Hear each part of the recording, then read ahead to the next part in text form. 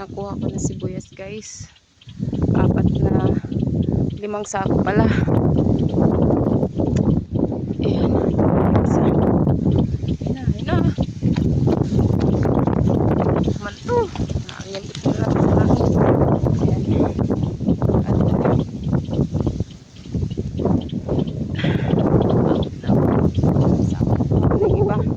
Labas ko muna yung iba kasi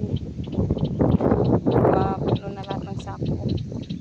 Ilan ang sako ko nadala? 4. So ayun na yung dalawa doon na una. Nilagay ko na po doon kasi para mabilis pong bubuhati mamaya sasakay sa sasakyan. Ayan, hinot-hinot ko pinalakalahati ko na muna para hindi ako masyadong mahihirapan magbubuhat.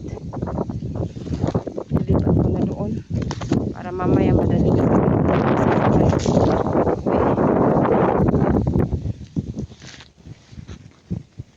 mga sibuyas guys. Wala nang tao, wala lang pong natitira yan.